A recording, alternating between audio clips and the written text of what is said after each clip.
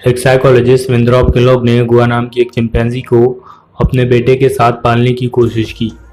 वो ये देखना चाहते थे क्या एक बंदरिया इंसान के साथ रहकर इंसान बन सकती है।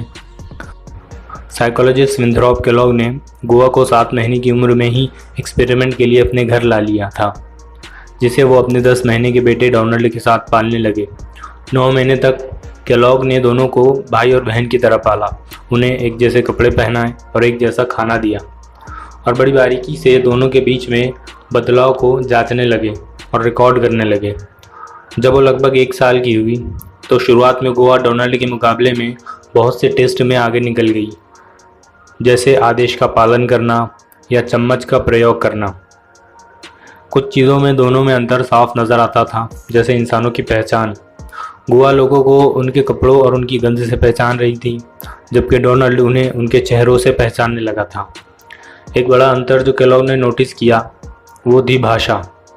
डोनाल्ड की उम्र लगभग 16 महीने थी और गुआ की उम्र 1 साल से कुछ ज़्यादा थी, तो उन्होंने दोनों की भाषा पर ध्यान दिया। गुआ बोल नहीं सकती थी, लेकिन डोनाल्ड टूटे फूटे शब्द बनाने लगा था।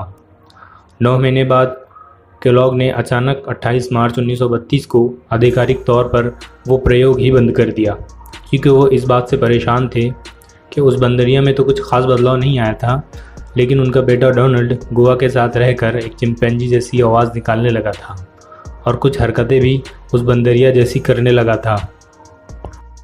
प्रयोग के रुक जाने के बाद गुआ को फ्लोरिडा वापस भेज दिया गया, जहां से उसे लाया गया था। वहां 21 दिसंबर 1933 में निमोनिया के कारण उसकी मृत्यु हो गई थी और डोनाल्ड बड़ा होकर बाद में नॉर्मल इंसानों की तरह रहा और एक डॉक्टर बना।